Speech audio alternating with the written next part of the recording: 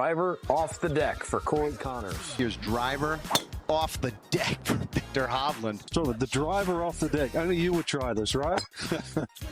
Oh my, what a shot. Just to be able to hit it off the deck and get that thing down and fly it in running. You have to put your foot on the gas. You pull out the driver off the deck and you put it on the green all the way up the hill. Welcome to another episode of Off the Deck. I'm your host, Josh Decker. Got Steve Pirring with us tonight from, I'm going to make sure I say it correctly, IDAKA Golf. Did I get it correct? You nailed it. First take. Okay, good. Well done. Good. Well done. And I am sporting the hoodie that you sent me today that feels like absolute butter. So I want to get into everything that goes into you creating this fine product in a moment, but welcome to the show. How are things in your world?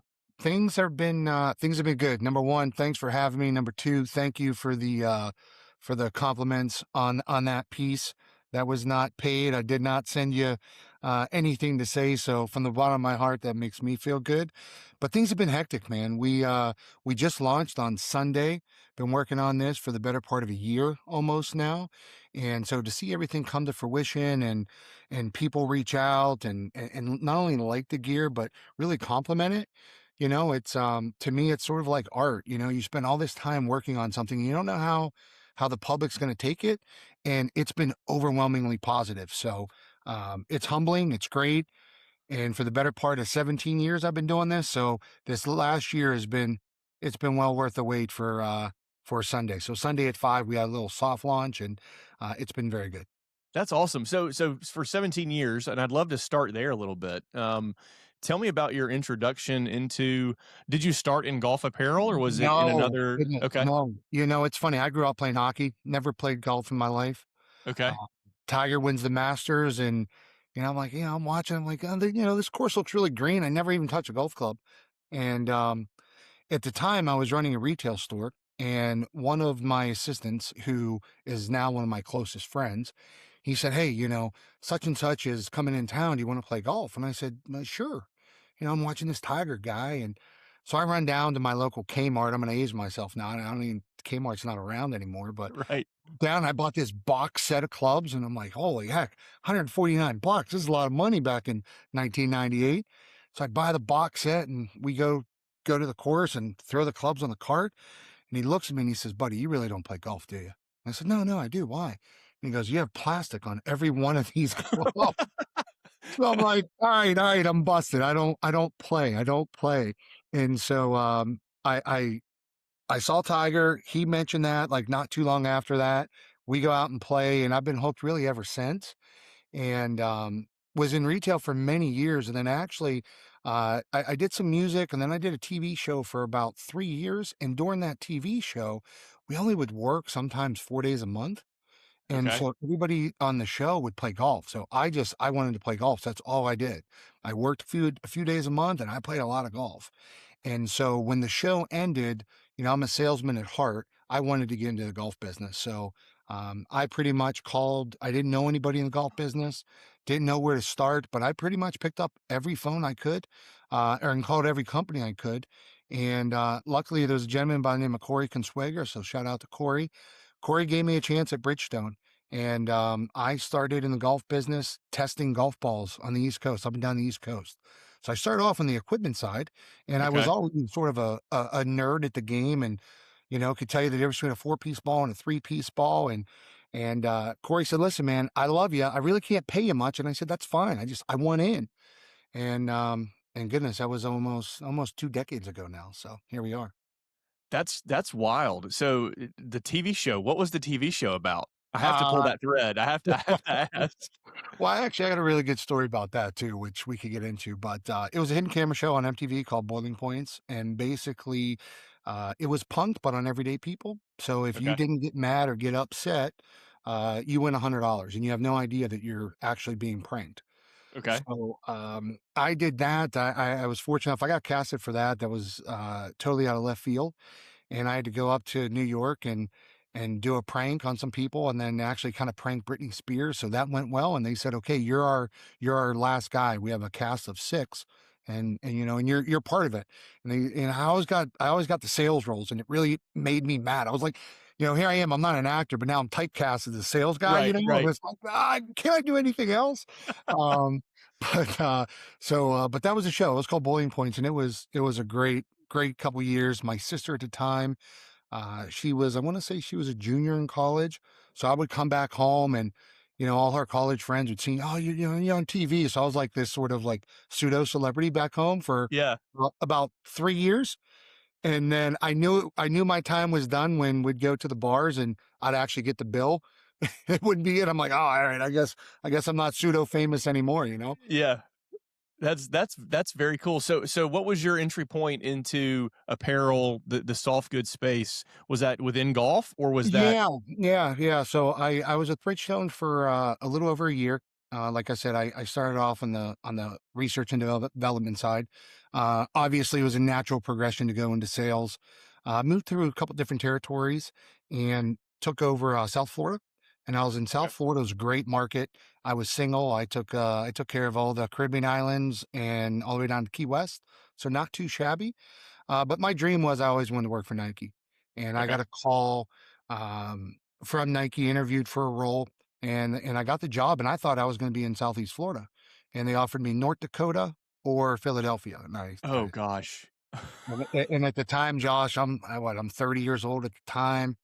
I got a condo right on the intercoastal. I wake up every morning. I'm an early riser. It's 5 a.m. I'm watching the sunrise. And they Right. offered me North Dakota. And this is in January, by the way, Israel's PGA show.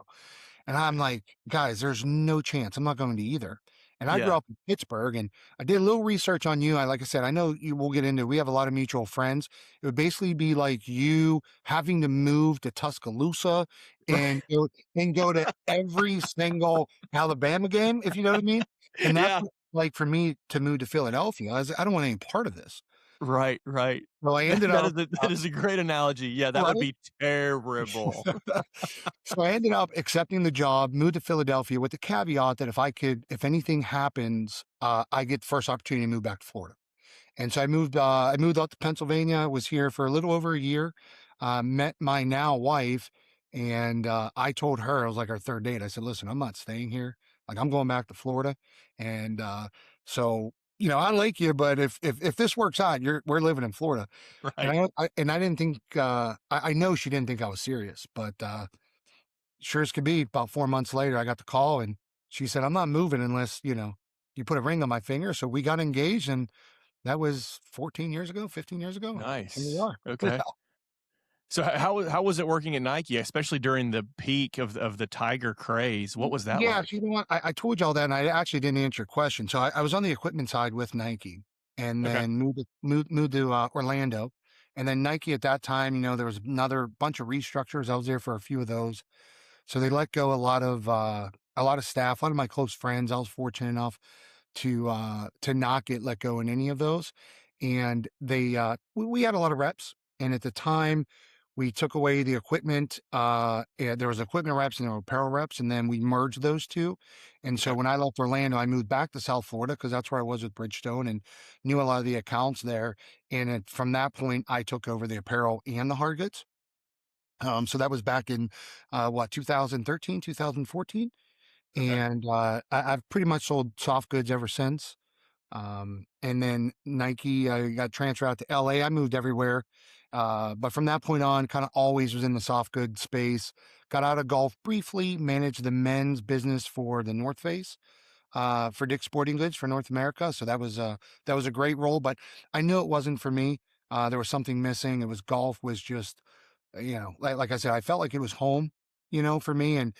And I'll never forget it. We flew out to we were in it was either Vail or Breckenridge. I don't know. I'm not a skier, so don't hold me. It's one of those two. And we were there and we were drinking wine and everyone's talking skiing. And I'm just thinking, my God, I don't belong here. I mean, we're in this beautiful ranch, the snow's coming down and all I'm thinking of is how can I get the hell out of here? And so I knew it wasn't for me. I knew I wanted to get back into golf. And Yeah. so that was in 2017, 2018. And Hank and John Ashworth, I met them through a couple mutual friends, and we're still very close to this day. And Hank offered me a chance to go work with him and John at Linksoul, and I was there for pretty much 6.5 years. I was at Linksoul. Okay. Yeah. And then ran a company called, I was president of sales for a company called Scales. Okay. And then from that point on, I started to realize I've never been let go in my life. I was fortunate enough to, even through the Nike, I guess, downsizing, I've never been fired. We had a private equity group that let go of myself, John and Hank Ashworth, and then our CFO. And that stung, man. I've never, never been let go. And here I think everything is going great. And you get a phone call. I got a phone call 3 days prior to the PGA show that we're, we're no longer needed. So that was Wow. sort of a wake up call, and from that point on, everything started going through my head. What can I do to really make an impact? And that led me sort of to where I'm at today with the brand IDAKA, Nice. which we'll get into. I think I told you on our chat prior to the call, the company, it's named after my daughter, and I want to give something to her. And really, when I look back at all the accounts and all the fortunate people that I've met throughout my career, they're buying good product from me, but ultimately they were buying because they trusted me. And so it's sort of been, I don't want to say an easy transition, but it's been kind of smooth. Yeah. Yeah. Well, so to go back to your Link Soul story, I remember when that happened, when the PE firm came into Link Soul, just because I was an avid purchaser of Link Soul gear. There's a funny story there that may or may not need to be on this episode. That I might I might tell it later on, or we'll see. But yeah, I love their stuff, and there was an obvious change when all that transpired. It's like the brand almost pivoted from golf towards a broader audience. You can certainly correct me if I'm wrong there, but there was a noticeable difference of kind of the direction that Link Soul was going. But yeah, so it sounds like you have a wealth of knowledge and have seen brands that were already established and Yeah. then and had success there, and then have also started from the ground up. And like what you're doing now with IDAKA, like there isn't an environment that you haven't experienced in terms of selling soft goods. Is that an accurate statement? Yeah, yeah. It's funny because it really is accurate. And throughout this, one of my, my right hand guy, I have some really talented people on our team, and my right hand guy, I always tell him, let's just stop for a minute and just think of what we're doing. And to your point, I've been fortunate enough to work for the biggest sporting goods company in the world. And, in Nike, managing the business for the largest sporting goods retailer in the world. So these are multi-billion-dollar brands.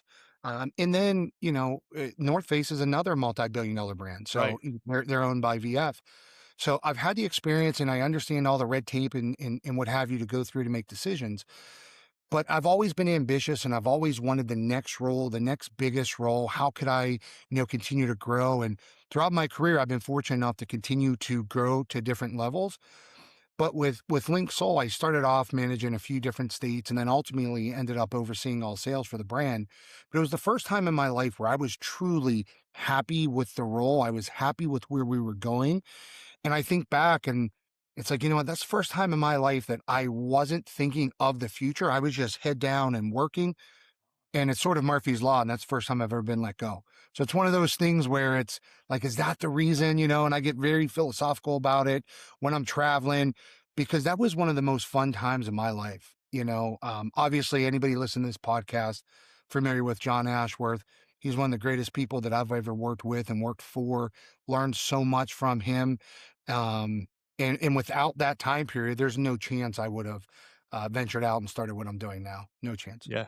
Yeah. Well, I can't think about like 1990s PGA footage without thinking about Ashworth, the line, like with the Well, sleeves down to the elbows, totally. I mean, that brand was everywhere. So I guess you keep in touch with him? Oh yeah. Yeah. It's funny. I talk to Hank a lot more than I talk to John.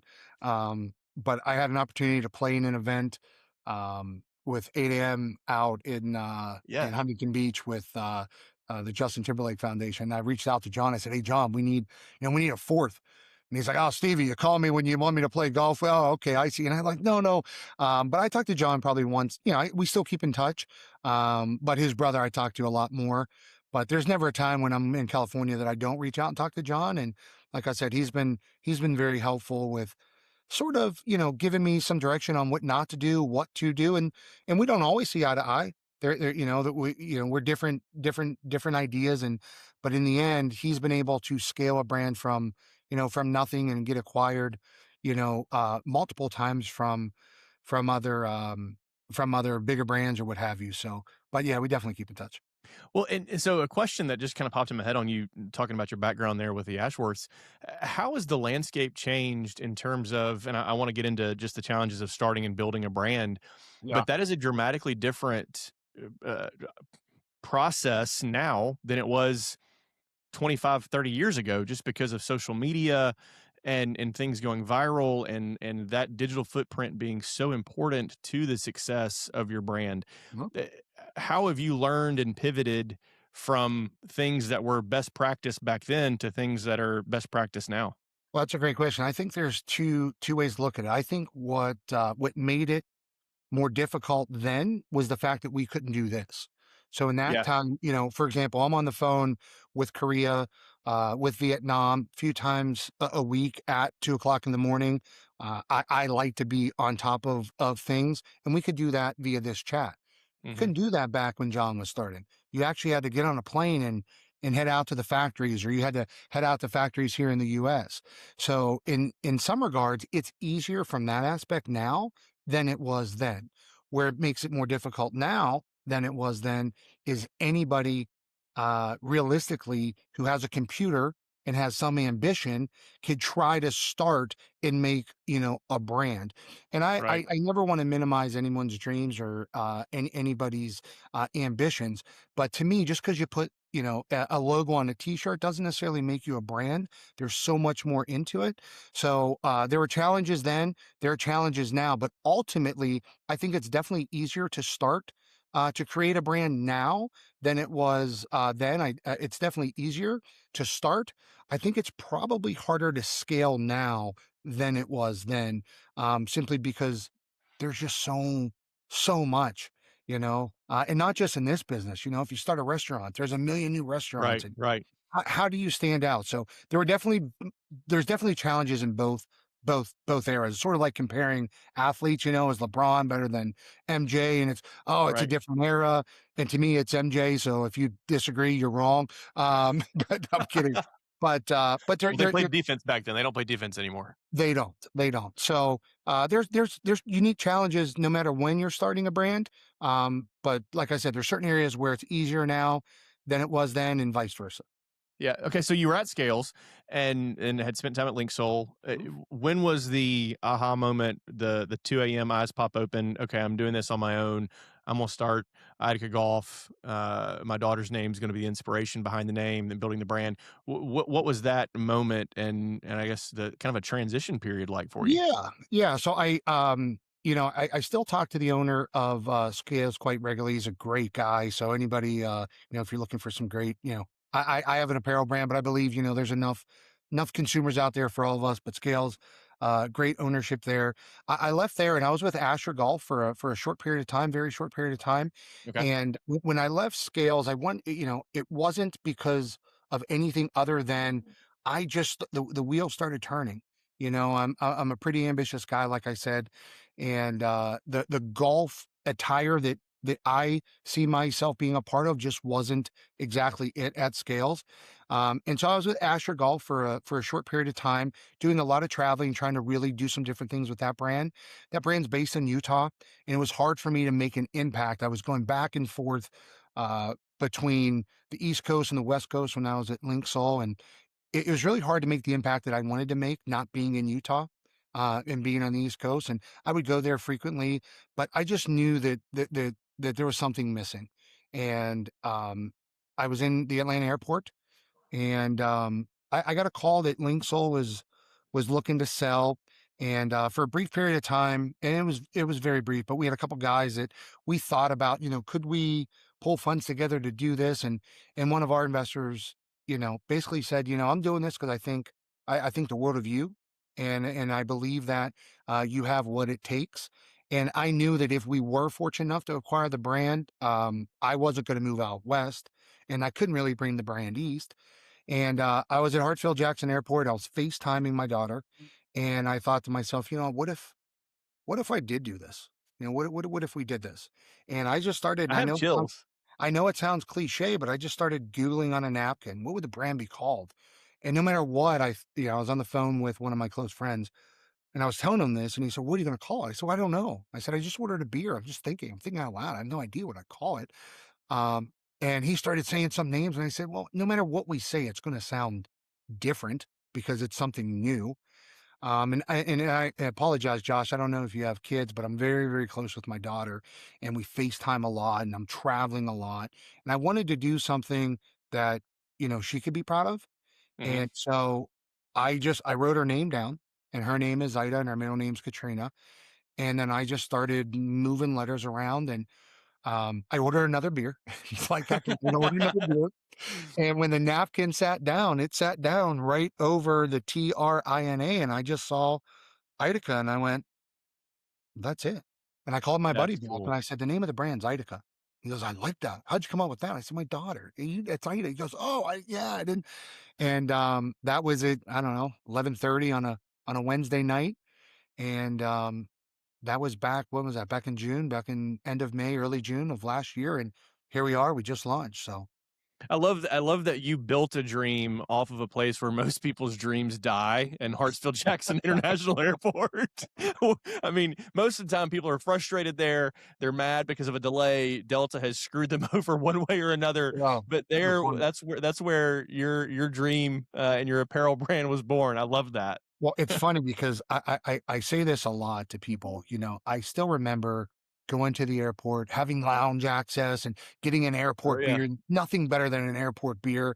But after you have about 2 million of them, the last thing I want to do is have another airport beer. So trust Yep. me, I've learned I'm a pretty positive guy in nature, but I've learned to just deal with airport headaches.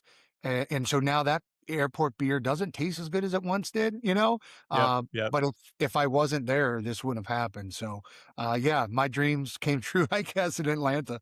So what's the story behind the logo? You've got it there on your hat, which is Yeah. it's a serpent, it's a snake. What is the story behind the logo? Yeah, so it's a water moccasin. Okay. It's ultimately a snake. But I spent a lot of time in the Southeast. And I spent a lot of time in Florida. I spent a lot of time, Georgia, like I said, spent a lot of time. Apparently, I forget. I apologize. Apparently, you and I met earlier in Alabama. I think it was Um, like a real quick, yeah, but not we didn't hang like we're hanging tonight. All right. But Well, next time we're gonna hang, and so I wanted to, a lot of times people, I got a close friend, Jonathan Pepe, and he always calls me a big teddy bear, and most people think that I'm this, because I am kind of a rah rah guy, but that I'm very boisterous and very in your face. And truthfully, Josh, I'm in bed at 10.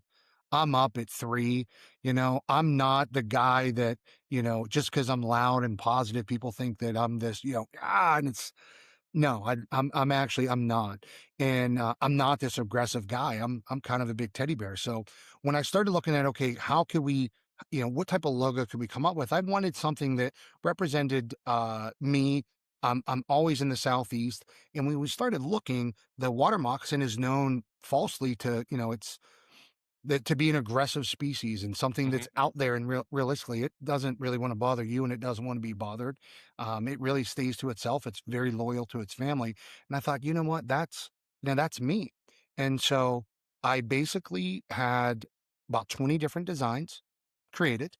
I got it back from the firm and I called my daughter in to the office and I explained to her what we're doing, why we're picking this logo. It's found in Florida and it's found in Georgia. I'm in both places quite often. Ultimately, we'll end up retiring there. And I showed her 20 logos and I said, pick one. And she went, that one, Dad. And I said, great, that's it.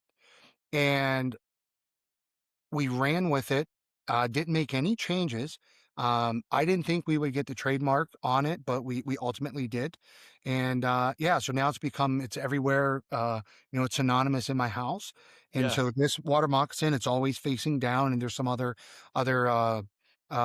key factors to it. But there were 20 renditions of it. My daughter picked this one, and that was it. Okay, so I am a girl dad as well. How old was your daughter when she chose the logo? I mean, I'm sure she's had a blast being part of all of this with you. Yeah, yeah. I'm surprised she hasn't ran in and Jumped jumped on? in. It's funny. I remember during COVID, At Link Soul, we were doing, a lot of different Zoom calls, and it got to the point she's 7, she's 8 now, but she was 7 when we did this. She just turned 8 in January.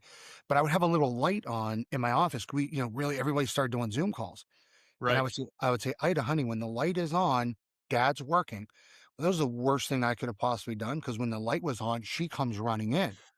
But I realized that every time she ran in, the POs got a lot larger, because everybody was like, "Oh, Ida," they wouldn't talk to my daughter. So it Right. got to the point where I'd say, "Okay, Ida, honey, when the light is on, I need you to Come run running. in, help." And I'll never forget Beth from PJ Tour Superstore. We were doing a Zoom call, and she's like, "So where's Ida?" I'm like, "No, Beth, we got to talk spring 23 here. Like, this is not about, it's not about Ida." But when she picked the logo, she was 7, Okay. and then she turned 8 in January. That's awesome. Well, so mine will be, or she just turned 10 actually. So yeah, it's so fun. I love that you have shared that with her. And I'm sure she doesn't understand the impacts it will have down the road, but it's really cool that years from now, she would look back and see what her dad built and that she was part of that. That's very, very cool. Well, Um, we'll definitely, when the time's right, we'll definitely, I'd like to know more about you and your daughter, but I'll tell you this, before coming on a call, a previous guy that I used to work with, younger guy, and just a great guy. And, he was asking for advice about some things, and he was stressed out, and out of respect for him, I won't say his name, but he said, one of the things that I'm stressed out about is, my wife, she wants to start a family, and I don't know if I'm ready. And I almost slipped and said his name, but I said, "Listen, if there's any advice," he wanted to talk work advice, and we talked for probably 40 minutes. I said, "Don't worry about the work advice. I said, if there's anything I could tell you to do, have that family, start that family." yep. I said, "Have that child." I said, you're never going to have enough money to start the family. You're never going to have enough time. And I don't have too many regrets in my life. And I believe that my daughter's here for a reason, and she happened when she did for a reason. But man, if you told me now I could have had her, when I was 33, I would have done it in a heartbeat. So that was Yeah. my advice to him. He said, "So no work advice?" I said, "No, no, here's my advice. Start your family." No, that's great advice. It is fantastic advice. You're never going to have enough money, like you said. You're never going to be ready. But it all works itself out if you are a good person and take good care of people and are kind to people, and yeah, I mean, and listen to them, right? Like, I learned so much from my daughter just by listening to her and having those kind of daddy daughter moments of, hey, how was school today? What was your favorite part? What was the worst part? You can learn a lot, but yeah, you're never gonna be ready. But absolutely, that was great advice. Do it. Do it. Do it. Do it. Just do it. And I know I said we get to it later, but I got to ask. I feel rude not to. Like, so, what are some of the things you and your daughter enjoy doing? So lately it's been volleyball. Volleyball. It's her first organized sport to participate in. And we signed her up for this rec league here in Birmingham. And I did not know that she had the competitive juices that you really want to see if you're going to play sports. She's done dance and those kind of things before, but she got on the volleyball court, and it was 4th and 5th grade, and she was the younger of the grades that were participating in her league, and she found a switch that I did not know she had, and was competitive and would hustle. And after the first practice, I was like, okay, I'm eager to hear how this went. I'm sure she's going to say she hated it. She looked at me, she said, "Dad, can we stay and serve more? Can we stay and hit Wow. more?" And I was like, absolutely. Let's stay and work on hitting more. And she ended up first year ever playing, made the all-star team, and is just totally taken to it. So we bond over that. Now she goes to like a volleyball camp 2 days a week just to train and learn more about the game, and she'll play rec league again this coming year. Um, we bond a lot over talking about the podcast. She loves listening to the show, which is a lot of fun. So she'll especially appreciate this little segment of our own episode. And we love traveling together. Her and my wife and I, we go on a lot of trips together. We do a lot of things together as a family, which is great.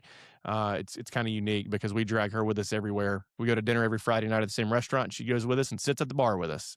And then she loves going to Sweetens Cove. We go to Sweetens Cove together. We try and go a couple times a year, and I let her just drive the cart all over the place. And she has just run of Sweetens Cove, which is a lot of fun because she's got to know the staff up there. But yeah, that's she's great. I love that you say you travel with your daughter, because my wife and I, I was 39 when I was born. So we're a little, a lot of my friends now, their kids are driving cars and, Right. going to college, and my daughter could get dressed by herself now. And I'm like, okay, that's a Right. win. Yeah. You're so happy. That's a win. But a lot of people told me this, oh, your life's going to change. You're not going to travel as much. And I'm always one of those guys that I guess I do want to prove people wrong. And I said, my life's not going to change. So my daughter, she was 4 weeks old, and I'm a big hockey fan. And the team I root for is from Pittsburgh, and they were playing in Canada. So we got my daughter a passport, and we drove up to Toronto. Nice. And we got pulled over at the border, and I'll never forget. The policeman says, "Well, why are you taking a 4 week old? Like, who would do that?" And I said, "Well, the Pens are playing." And he goes, "Well, you're bringing a 4 week old?" I said, "Well, yeah." And he was shocked that we do that. And he's looking at the passport, and we were there for about 60 minutes. They didn't want to let us through. Yeah. But from that point on, I've taken my daughter everywhere. I mean, she's worked events with me at Winter Park 9 and at the club that I belong to. So she's very outgoing. And like you do with your daughter, I take my daughter everywhere. Yeah. I love being around her, and I love watching her grow. And I'm sure your daughter too could talk to anybody, whether it's young or old, and look people in the eye and have respect. And they get that from being around their parents more, not Yeah, less. you're absolutely right. Yeah, my daughter's name is Whitaker, and she interacts more with adults, I think, than she does with kids. I mean, her interaction with kids is at school, and then after that, she's around me because I work from home, and she's around other adults. Like I said, those Friday nights, the wait staff at that restaurant knows her. She walks in, and they've got a Dr. Pepper coming for her, and they ask her if she wants a cheeseburger or mini corn dogs. I mean, That's it's just awesome. yeah. So it's a fun kind of routine that we have as a family. But yeah, and I remember when we got her passport, we've been to Mexico with her. We've been Disney, Highlands, North Carolina. We've just kind of gone all over the place. We went to Washington, D.C. last spring break, which was a lot of fun. But yeah, it's the traveling piece is great. I had a similar story to what happened to you with the passport. The World Games were in Birmingham a couple years ago, and my wife's company was a sponsor, and so she had access to these like all access badges, and she was still working, but it was kind of peak COVID, not peak COVID, but the summer after peak COVID. And so my world was still kind of crazy, but all these events were happening, and my daughter was home from school for the summer. So I was like, well, we have these all access badges. Let's go to all these events. And we get to an event, and the lady sees your badge had an image of you, had like a portrait of you. And I show her mine, and she goes, well, the little girl needs her own badge. And I said, that is her own badge. And she said, wait, she has her own picture on an all access badge for the World Games? And I said, as a matter of fact, she does. And at this point, Whitaker was like 6 years old, and she just held up the badge and she said, see, look, it's me. And then the lady was like, okay, y'all come on through. I love that. And so we went all over Birmingham that summer watching all these crazy sporting events that they're trying to decide if should go into the Olympics or not.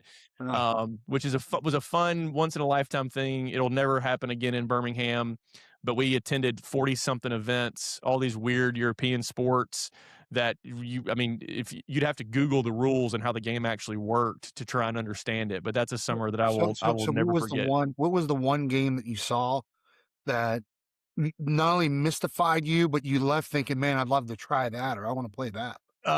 It was kayak rugby or kayak handball. But they basically play rugby in kayaks in a pool, and they throw a ball into the middle of the pool, and both teams are on either end of the pool, and they kayak as fast as they can and are just ramming each other with their kayaks and throwing the ball around to try and score. Yeah, it was wild. Yeah, I don't think I'm in shape enough to do that. I pulled a muscle thinking about that. Yeah. I'm gonna go ahead and just play golf. yeah, same. But no, that was just watching that was nuts. And we saw roller hockey, and we saw, all kinds of different sports. We got to see sumo, because sumo is not in the Olympics, it's in the World Games. And we were ringside for sumo. Mildly terrifying, but also a lot of fun to be there for that. Those are some giant human beings. Sure. But yeah, cool. That was a great summer. I love that. I love that you're a girl dad. I love that you guys are close. Man, I wouldn't change it for the world. Yeah, it's the best. So the namesake, IDAKA, your company, what is going to set IDAKA apart? You kind of said it yourself earlier that there are tons of brands out there, apparel brands, even just in the golf vertical.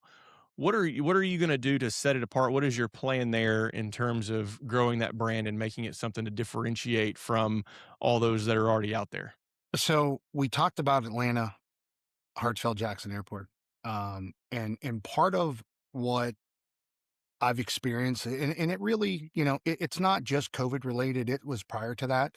I feel like over the years, companies have just forgotten about the customer and the satisfaction of the customer. Everything is brand, brand, brand, and squeeze every nickel out. And I get it. You're in business to make a profit.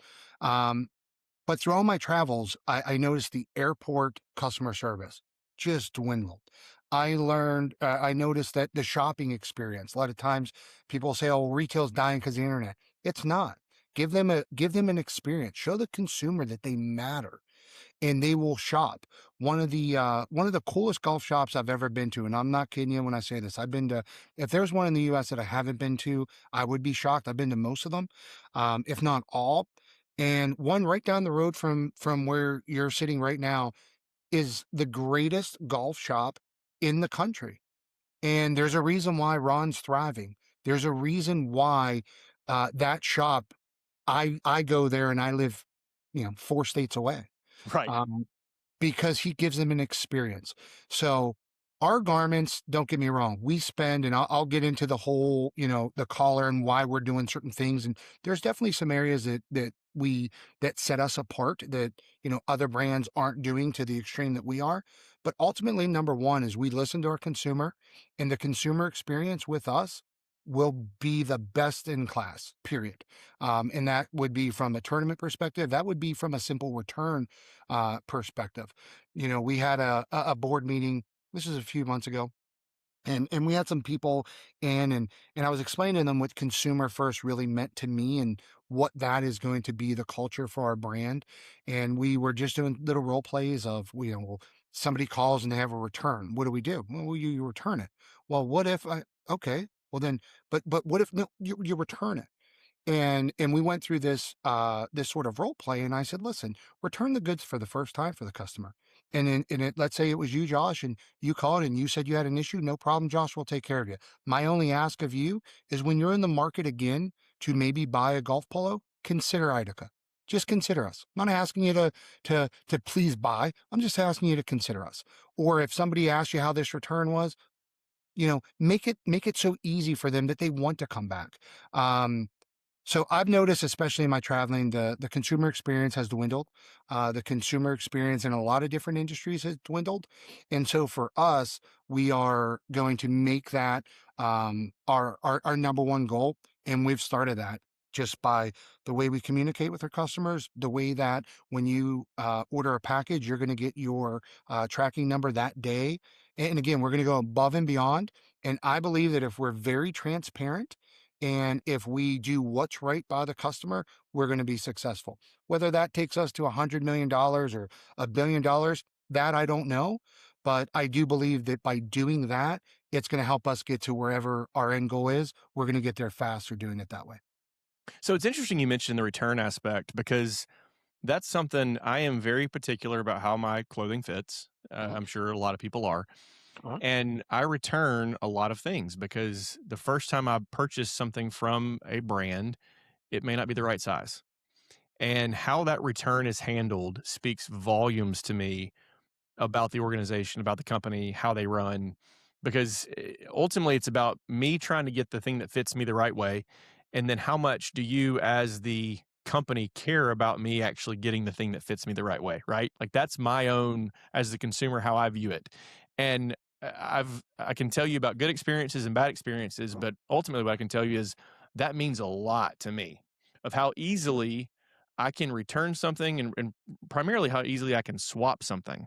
Because if I've gotten the wrong size, I want to be able to get it. And I love organizations that you can take my credit card, and if I'm going to send something back, you go ahead and send me the size I want. And if I don't get what I'm returning back to you in time, hit my credit card. That's my responsibility as a human being to get it to the UPS store or wherever it is to be returned. Sure.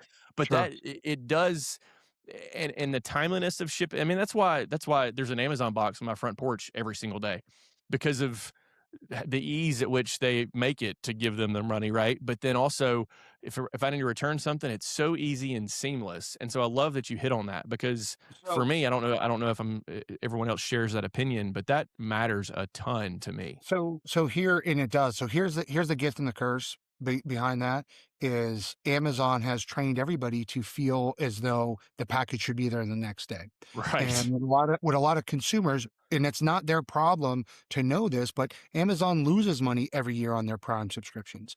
But Do it's they a built, really? absolutely. But Well, I know you buy we probably contribute that to my house. I'm nonstop. sure. Yeah, so it's a volume play. So everybody expects it to happen the next day.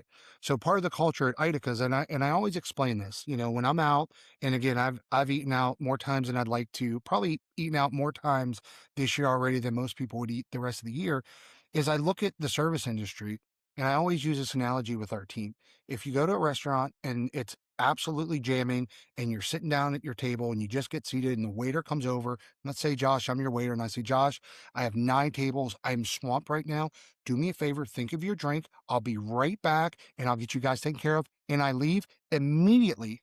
You psychologically say, okay, Yeah. he acknowledges us, or she acknowledges us. We're here. We understand that. As opposed to if you're sitting down at the restaurant, you're there for 4 minutes, 5 minutes, 7 minutes, and nobody acknowledges you, you start to get a little bit tiffed. Yep. And, I walk over and I say, oh, I'm sorry. I've lost that moment. And Yep. for us, we're not going to lose that moment.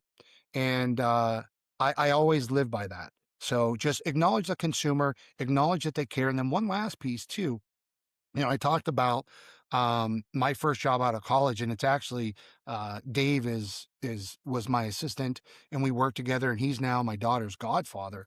He would always say to me, "Why do you love returns so much?" And because to me, I love when somebody brought back something to us, because to me, it's we could understand what could we do differently and learn from that interaction and that transaction to get that consumer to come back. Yes, they returned, but why? And how Right. can we get them to come back? So yeah, so again, I'm going off on a tangent here, but to me, consumer experience, we listen to our consumer. Another piece is I get that you have to have new product, but there's core elements of all brands that their consumers like. And there's nothing more frustrating to me than to find something and love it, and 6 months later it's gone. And it's why, and I get it, you got to update it, but maybe that Right. cycle could be a little longer. I can't thank you enough. And I shared with our team already the fact that you had some kind words about the garment that you're wearing and so forth. And the Sebastian hoodie is sort of our pinnacle expression for on-course product. That's a core product for us. That's going to be in the line for 36 months. And if the consumers continue to buy Navy, why am I going to remove the Navy? Right. Yeah. Don't take it off the shelf. With Yeah. the Navy. And I get it. You got to sprinkle in different colorways, but I'm not going to replace Navy with tropical orange. It's just not the same. Keep the Navy and you sprinkle that in. So we're Yeah. going to listen to a consumer more than any brand. And with being a small brand, we're nimble enough, and there's not a lot of red tape, that we're able to do that better and more efficient than a bigger brand can. So you mentioned this hoodie, which I opened this today, put it on immediately. Also threw on the polo, which the polo, I texted you almost instantly. How they both fit is tremendous. It's funny, you were asking me what size I am, and it kind of hit me. I was like, around the holiday season, I'm probably a large in Johnny O and H&B, but right now, thanks to dry January and other things, I'm in a medium. But Thanksgiving and Christmas, I'm probably a large. And so those arrived, and I threw them on, and I even texted Will Davidson, our mutual friend. I was like, you need to check out Steve's stuff, like the polo and hoodie. And this hoodie is outstanding. I love the fit. It's trimming. It's not bulky. There's some other stuff out there that just runs large. And one of the things I really like is the different materials. I know a lot of people like the same feel in all of their attire. I prefer materials that feel kind of different. And this hoodie is dramatically different in feel from that polo. I'll let you kind of expound on that, because when it comes to knowledge of materials and how you're actually constructing this, I'm an idiot. But what goes into that process, and how are you choosing which fabric goes with which item, and those kind of things? Well, if you look on our website, if you go to IDAKA.golf right now, it's sort of our launch capsule, and there's a method behind that madness. And what it is we're launching our core items with one fashion piece. So, for example, the Sebastian hoodie, we were delayed at launch twice now because we couldn't perfect that. And there's so many, and when I say perfected, it's the way the hood sits on your shoulders in the drape. How is a golf polo going to feel underneath of that? How is it going to feel if you don't wear anything underneath of it? So we are trying to perfect all that. How do you make it so it's not too long, but not too short? So all of those things, go into making a garment, but you're not going to fit 100% of everybody. Your goal is to try to fit 80 to 85% of bodies. I'm 6'5", 250 pounds. I can't go into a store and buy a suit jacket off the rack. I can't do it. My shoulders are too broad. So when somebody says, "Oh, J. Crew fits me perfect," well, J. Crew doesn't fit me at all. So so how do you overcome that? So we spent just an immense amount of time trying to get that 80% right. And we felt that we did. And we launched with product that our consumer base, when they pick it up for this first go round, because don't get me wrong, we've had emails and we've had people reach out and say, "Was there more fashion? Is there more prints?" It's coming, but we wanted to give everybody a first taste of product that's going to be in the line for the foreseeable future, 24 months. The product you have there, that navy hoodie, it's going to be in line for 24 months. This capri polo, the polo that you got, it's a performance PK, super lightweight. We spent a ton of time getting the collar right. We had a gentleman who unfortunately is no longer with us, just the most talented individual. And we worked forever to get this collar to where it's not too heavy that it pulls the garment down, but it's also not too light to where it flies with the wind. And I think we nailed it. And so this piece will stay in the line for 24 months. We'll have a solid, we'll have different seasonal colorways, but the two choices that I sent you, those will be in the line. And that's the pieces that people continue to come back and they buy, and those are your core pieces. So that's why the launch is predicated on that if you like that, you're going to tell your friends, you're going to tell everyone and when they come back, that product's still going to be there. And I love then that. the fashion drops every 6 to 8 weeks, and you need that. You need to freshen things up, and so that's Right. our sort of cadence. And then next month you'll see some fashionable prints, and when those are gone, they're gone. And that way Okay. you keep the newness flowing. But we will have different programs. So the Sebastian program that you have there, that is a poly, and it's a blend and it has a really unique texture. We'll have that in a hoodie. We'll also have that in a quarter zip. And then the capri, this is, like I said, this is standard polo that we will have in solids. We'll also have it in stripes. So consumers can continue to come back and understand and know that those programs are going to be here. And then we sprinkle in all the fun. That's outstanding. So you mentioned the different iterations of the collar. Just from a timeline perspective, what does that look like? Of you get the first one, and it's not to your liking, so then you make notes, and then you request another version. Just walk me through that process, and I would imagine it's relatively painstaking. But in terms of you make notes, you ask for another version, it comes to you, you make it. Just tell me about that process. Well, it's like anything else in life. There's a relationship, and there's a growing process. And occasionally you get fortunate enough and you work with a factory that understands you, and your visions are the same, and it could come together. We've been very fortunate enough that over the years I've worked with different factories, and they kind of understand that I'm pretty easygoing. I'm easy to work with, but I am pretty particular. But I do understand and I respect that there's a time period for that. So, for example, if you're creating a bottom and you want your logo on a button or so forth, there's going to be some time to create that mold, and you can't just make that overnight. That takes time. It could be as fast as from thought to finished product. It could be as fast as 60 days, but realistically, it's Wow. more like 90 to 120, 150 days. Okay. And with this particular garment, we started on this back in June, and we just launched in March, so 2 days ago. So that's how painstakingly we wanted to get it correct, because again, this is a core item that we want to offer our customers for the next 2 years, 3 years. So I wanted to get it right. But on average, I would say 120 days from thought to end product. And then ultimately, the more you work with somebody, the better you can understand that. And it does become easier over time, like anything else. But I'd say on average, 120 days. Okay. Interesting. Because I was just curious, and I guess now that's probably expedited with the technology we have compared to what we were talking about in the Ashworth days back in the late 90s. If you wanted to change something or get a new version of it, there was all kinds of communication back and forth that was not nearly as efficient as we have today.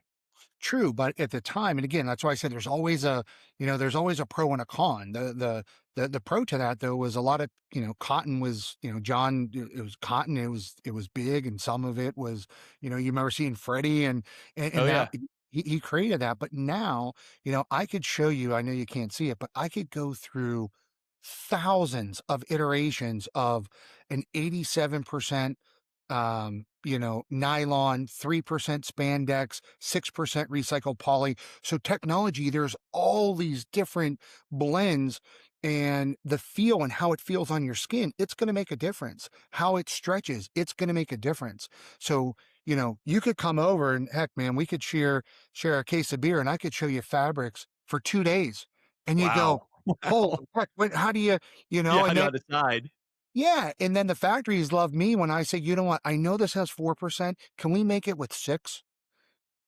Okay, Steve, it's going to take 60 days for us to, to do that. But Right. so there's so much technology in the in clothing. It's like anything else. So, it's like a driver. How do you get that extra 2 yards? How do Right. you get that extra 1 mile per hour ball speed?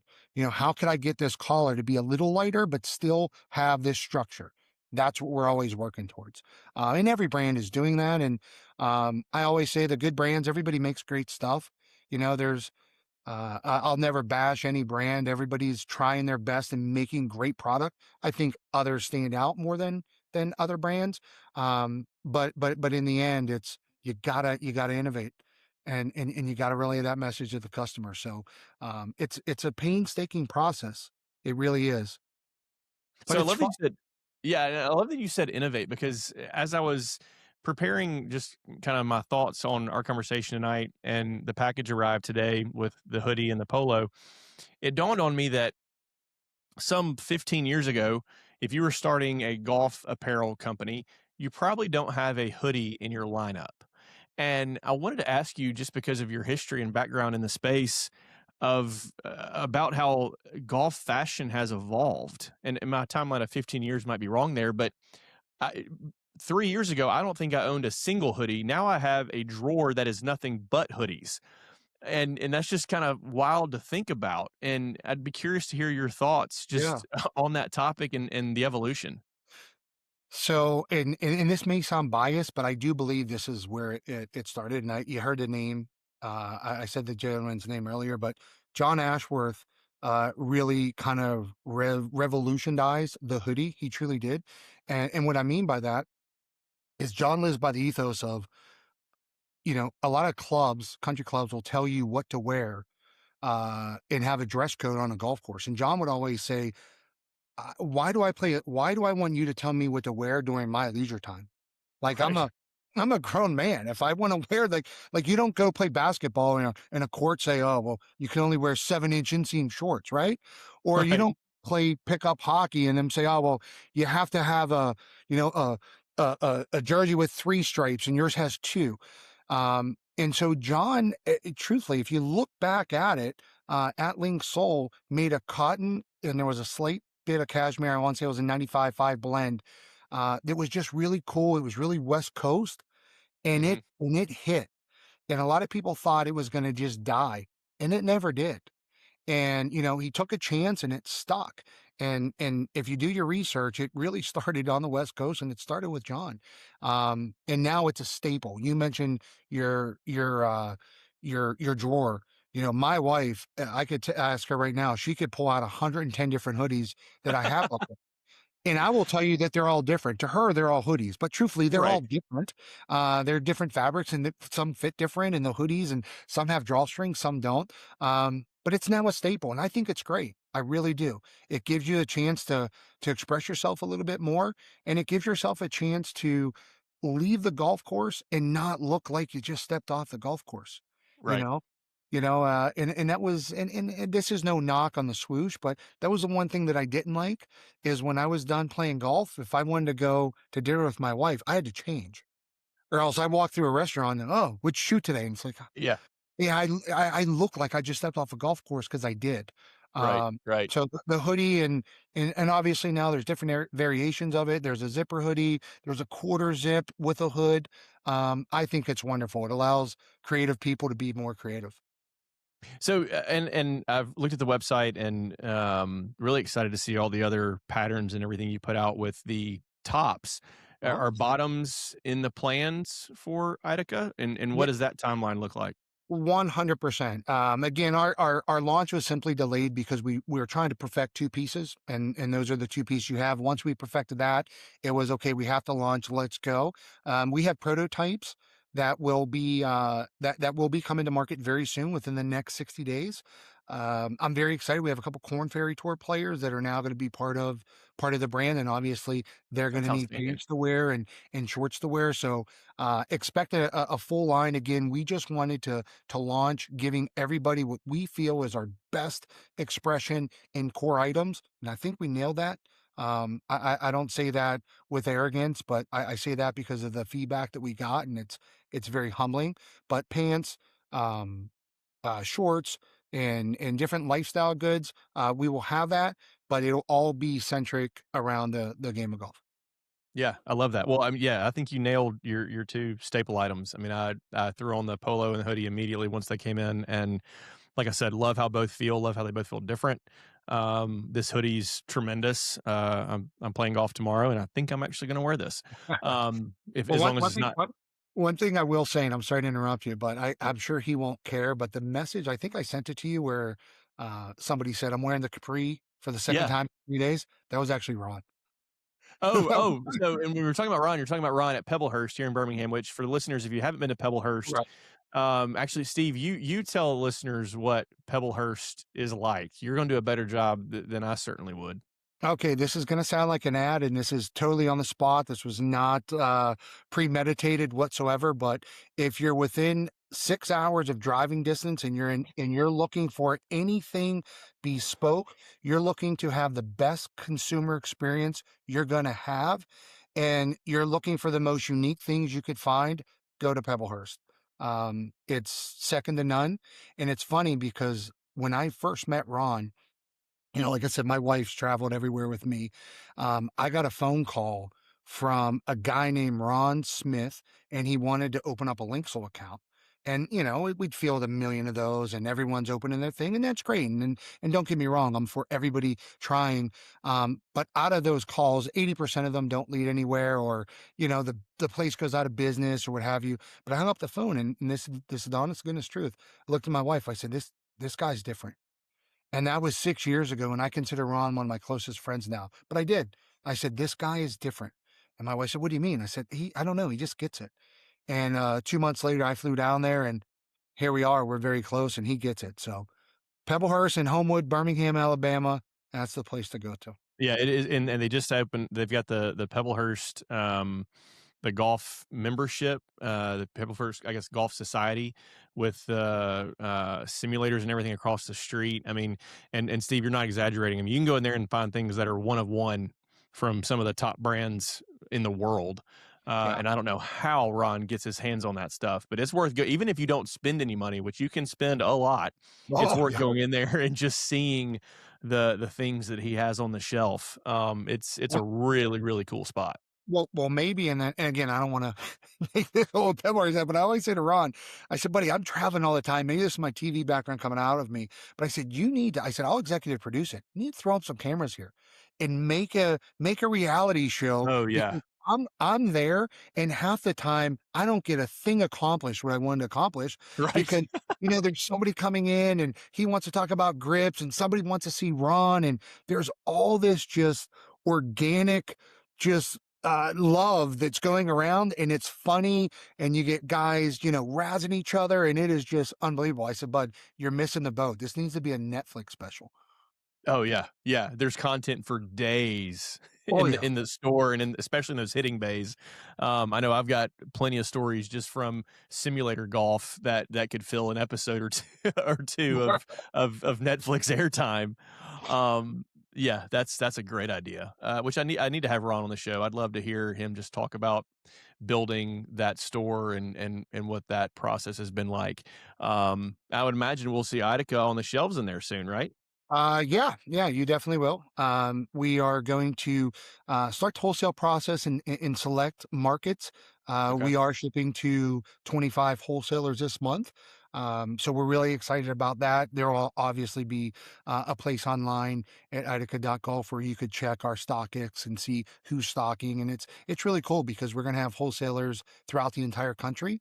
And one of the things that I'm very cognizant of, and that's why I say Ron gets it, is not everybody is meant to be everywhere. And so we want to work with select partners. And I'm not saying that because, it sounds cool or anything like that, but I do believe in the retailer. I do believe in that retailer experience. And if you could get something everywhere, it does kind of dilute it to some degree. And then this also allows us to make some specific collaborative pieces with some of these retailers. So it's going to be really cool. That's very cool. So are you doing anything logoed yet or no? Logoed in terms of with our logo on it No, or with with, yeah, like a tour, like the Pebblehurst logo, or if I wanted to have off the deck put on oh items, yeah, is that well, something? absolutely. One of the Okay, things that I'm very fortunate to do is I work with a bunch of different corporations, too many to count, and then all the green grass accounts that carry our goods, they will have their club logo either left okay, chest or on the sleeve or so forth. But yeah, absolutely. And then this. Once we actually start to see our tour players in our gear, you will have the opportunity to buy um, IDAKA tour inspired with our tour logo on the left chest, very cool. which will be online. And again, in very select retailers, you'll be able to get that. So it'll be very exciting. Awesome. That's really exciting. Well, I very much appreciate you taking time to tell this entire story. It's fascinating from your beginning in the space and how that's evolved, and then where you are now, and that beer sitting down on the napkin, and that being the inspiration for the name of your brand. I love that story. In terms of the success, obviously sales are one thing, but if you think about push that aside, how do you view success for IDAKA down the road? Actually, what we're receiving now, what we received from you, we're very open, and I take all people's opinions to heart, and I look and see, okay, well, if 75% of people are saying that this sleeve is too long, well, maybe it's too long. In the end, I view success as people saying, I haven't had a bad experience working with that brand, from the purchasing experience to the exchange experience to coming to some events, because we're going to have some of those later on in the year. I've always had a good time. I felt respected and I felt like they listened to us. To me, that's respect, and that's success. And with that, obviously there's profits and so forth. I believe that comes. I know it sounds cliche, but Tiger would always say, I'm not necessarily worried about the score. I'm just worried about the process. Because if that goes well, everything else follows. Yeah. Again, for us, it's taking care of that consumer. And if somebody says they had an issue, obviously not everybody is going to fit exactly perfect the way it fits on you. I like to think that 80% will, though, maybe 85%. Yeah. But out of those 15%, if they think something is off, they had a positive experience dealing with it. That's success to me. Yeah. That's outstanding. That's outstanding. Well, I got a couple quick questions. They're just fun golf related, silly I love things. it. Let's do it. But if you had a dream for golf, you could snap your fingers and change a rule, make something happen. You could keep Tiger from driving off the cliff after the Genesis a few years ago. What would your dream for golf be? One role change. A rule change, anything. Anything. Goodness. Normally, it's great because normally I'm pretty good, and you can't. Can I do a pass and come back to that one? I promise I'll answer every other one. But Sure, that yeah. one, that one for whatever reason threw me off. Pass. I get one pass. Okay. Pass. If you had a dream foursome, what would that look like? Dream foursome.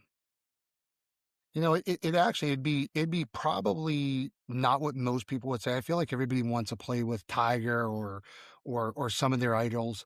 But for me, and I have 3 nieces and nephews, and I don't know if you have any nieces and nephews, but for me, watching them grow in family, and again, this may sound sappy, but my brother-in-law, I love playing golf with the guy. He's broken 80 one time. I've played a million rounds with him, and that one time that I didn't, he broke 80. So I'm a little Okay. bit upset with it. I'm not there. So it would definitely be my brother-in-law for sure. Um, no answer that anybody is gonna, nobody's gonna know these folks. Um, my buddy Ross, who I love dearly, he still works at Nike. He's great. I love playing golf with him. And then the gentleman that I explained to you, who kind of got me started playing golf, Dave, who called me Yeah. out and saw that I had plastic on my Max Fly bag set. So it would be those 3, and only because I have fun with those guys. I've been fortunate enough to play. I think I got 61 of the top 100 in the US, so that's a pretty good amount. I got almost 45 of the top 100 in the world. And if you asked me, Whoa. I'd rather play my local muni that I grew up playing in Pittsburgh as a late teen, early 20s. If Yeah. that was my last round of golf, I'd rather play there with those 3 guys. That's cool. That's cool. Well, so of those top 100s that you played, which one was the best? So it depends on what you consider best. I mean, obviously, best in terms of ranking is, Cypress or Pine Valley and some of Yeah, I those mean your places. personal Uh, experience. in, in mine, if you told me I have one track that's sentimental, it's Mhm. the Muni back home. But for me, it's Pasatiempo. I Oh don't know if you God, ever yeah, play there, at Santa Cruz. yes, I just love that place. I love everything about it. I love there's nothing that I don't love about that place. And we actually partnered with the Ashworth brothers to sponsor their golf tournaments, and there is one actually at Pasatiempo in early May. So I'm just chomping at the bit to get back out there. I normally play at least 2 or 3 times a year during that event or in my travels, but to me, it's Pasatiempo. The 16th hole to me is my favorite hole I've ever played. So, again, really, best is like, what's your favorite steak? I right, eat steak every day. I don't like filet for some reason, but I like a strip steak. So, yeah. for me, it's Pasatiempo. And I was fortunate enough to play Pasatiempo in 2019, and I'll never forget it. I walked it by myself, and I mean, it was incredible. I want to get back and play it since the renovation, or I guess restoration. I don't know what the appropriate term is there, but Restoration, yeah. yeah, and in the 16th, you're right, is so good. Yeah, there are just so many things to unpack about that golf course. The bunkering, yeah, I mean, it Yeah, was just a everything. There's not a bad hole. And you mentioned the 16th, and you can't see it, but I have a painting back there of the 16th green. But since the restoration, they actually the bottom tier on the 16th is pinnable, so you can't put a pin there because for okay. years you couldn't. So you could pin that, and I'm just thinking to myself, can you imagine going long and getting up to the Have third to tier? right, It, have to you have no chance. And to me, I love it. So out of everything, it would be Pasatiempo, which is obviously accessible to anybody yep. because it's public, which is really cool. But the one other, if I could just have a wild card, I got a chance. I got a couple of buddies of mine that live in Utah. I got a call. This was this past June, and they said, "Pirring, what are you doing July 13th?" I don't know. We got the invite to Sand Hills. You got to come, and that's one I didn't have checked off. Oh, And yeah. we spent 2 days in Nebraska, and I could tell you that's not one that I'm not sure I'll ever get to play again. But for Rob and Sage, I'm sure they're going to watch this. I'm forever grateful to them. And our buddy Eric, who works for Titleist, was there. Josh, it may have been the greatest 3 days of my life in golf. It was just us walking. Our caddy was great. We kept him for the 3 days. So I will say this: if you ever get a call from anybody saying, "Hey, we got an invite to Sand Hills," drop everything you're doing and go. I think it's ranked 7th or 8th now in the country and 14th in the world. And I personally don't know that there's 14 other better golf courses than that is. Wow. It's that good. Wow. Yeah, everything that I've seen and read about it, it looks spectacular. I mean, there was no chance of me getting on there anyway, but I was like, oh, I wonder if we can do that when we go to Landman. And so I just pulled up the distance between the two golf courses and laughed out loud when I saw it, because they're not close by any No. stretch of the imagination. No. But yeah, it looks incredible. Those are two really, really good ones. Yeah, it's Um, phenomenal, and it's funny because my wife, and I'm sorry, I know we're going over, but no, uh, you're fine. you know, there's a saying now. It's oh, honey, it's a once in a lifetime, and I've said that to her 70 million times. But, and there have been some that obviously I may have exaggerated, but Yeah, this one really was this is a once in a lifetime, and she didn't right. care. But man, I'll never forget that trip ever. That's awesome. That's awesome. So, did you come up with a dream for golf? A dream. Yeah, the dream for, yeah, if you could Oh, change the oh, rule. no, Or I'm yeah. sorry. You know what? I'm thinking. Yeah, my role change would be everybody should get to play Sand Hills once a year. Okay. You just opened up one of the most exclusive courses in the world to the entire. Hey, listen, it's my dream. You Right. know, it's my dream. So, but no, I really don't, and then I'm gonna hang up, and I'm gonna be sad that I don't have a role change. I guess the one thing, and this is the only thing that comes to mind. And like I said, you're in the golf business to some degree, right? And we've been fortunate enough to play a lot of great golf courses. I used to always get frustrated when I would call to make a tee time somewhere, and I'd say, could I get on at 10? And they would say, no, but we got 10:02. And it's like, buddy, just tell me 10 is fine, and then that would always bother me. It's like, oh no. And the worst part is when you would call and you're like, hey, can you force them out at 3? Oh no, sir. We're packed. And you're like, oh, damn it. And they're like, how's 3:10? Well, great, sir, great. I'm in. Great. Like, That's it's, perfect. and you've lived that, right? Like, Yes. and you're like, oh, but then they say how's 3:06. And it's like, yeah, that works just great. 306 is outstanding. Thank you. Yeah, Yes. so if the tea time so if the tea time was in a half hour, just say yes and let them come out. That's my rule. Well, and I think just from our conversation tonight, you and I both wish common sense would prevail in many more circumstances other than just when trying to fill the tee sheet. And yeah, that's certainly one where it should be more applicable. But you're right. Yes, I have been on that at the end of that phone call, and it's like, well, that is basically 3 o'clock. Like, That's basically 3 o'clock. But the best is when they say, oh no, 3's not good. 3:08. All right, thanks, bud. yeah, I can spare the 8 minutes. We're good. That's great. That's a good one to end on. Steve, thank you for taking time to come on and share your For sure. brand. I'm excited to keep up with all of it. I need some more because, yeah, I can already tell I'm going to get a lot of wear out of these, especially with how well they fit me. My wife walked in. She was like, oh, yeah, I like that. I was like, yeah, I bet you do. Looks good on me, doesn't it? But thank you for taking time this evening. Well, man, thanks so much for having me, and good luck with your wife and your daughter. And I love the stories that you shared. And thank you for your time, Josh. Really appreciate it. Yeah, thank you. For Steve Pirring, I'm Josh Decker, and this has been another episode of Off the Deck.